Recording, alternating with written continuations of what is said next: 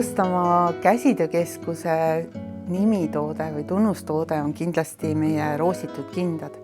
Kui me käsitöökeskuse 2010. aastal asutasime, siis me alles mõtlesime sellest, et kuidas saaks need kaunid meie kandi kindad tuua uuesti au sisse ja osata neid uuesti kududa. Ja täna 14 aastat hiljem on see tõesti tõeks saanud. Meil on hea meel, et meil on kudujaid ja et meil on ka neid, kes neid kindaid endale osta soovivad ja ka õppida soovivad, et tullakse päris palju meile õppima, et kuidas seda roosimistehnikat siis täpsemalt teha. Aga kui meil on ühed sellised kindad, mis on populaarsed, siis loomulikult on siia juurde vaja ka teisi selliseid kaasnevaid tooted, mis oleksid võib-olla vähem töömahukad või teise otstarbega, sellepärast ega lõunamaades ju ka midagi nende kinnastega ei tehta. Et siis me oleme ka siit edasi arendanud oma tooteid ja loomulikult on see saanud ka meie siis logo aluseks, et meil on selline tootesilt siis oma logoga, mis ongi siis inspireeritud sellest roositud kinda mustrist.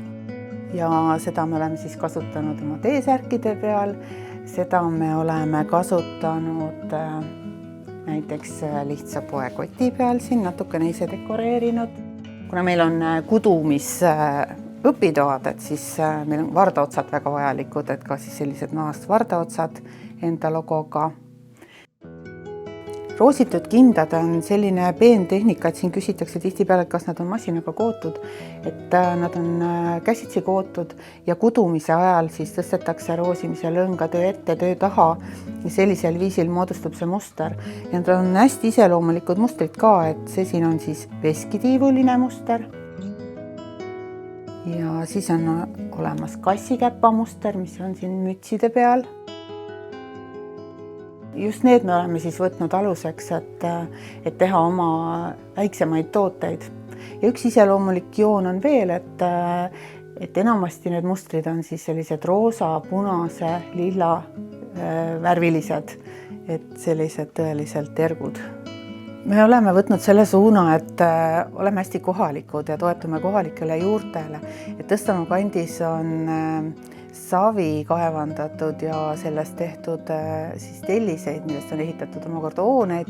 Neid on mitu sellist savimaardlat olnud ja Tõstamaa Keskkalevis on ka näha, et meil on kollastest tellistest ehitatud maja, et selline väga uhke nüüd leiab siin Tõstamaa kandis veelgi ja sellist kollast savi teadaolevalt mujal kusagil ei ole. Et seetõttu on ka see savi väga meie oma materjal ja meil on ka savikoda Tõstamaal olemas, me ei ole küll teinud telliseid. Nii, lubage teile tutvustada Tõstamaa meeste pulmasokke. Sellised väga kaunid roosade koerte ja tittedega. Neid kutsuti tittedeks, neid inimfiguure, neid on vöödes ka. See, millega me kõige rohkem tegeleme, on ikkagi selline rahvuslik käsitöö. Teeme ka rahvrõivaid ja koometelgedel päris palju. Ja ühed sellised läbivad tooted on siis ka suurrätid, vanade suurrättide järgi kootud. Siin on meie lastekleidid. Et rahvariided siis kõigile, alates tittedest, tüdrukutest, poistest.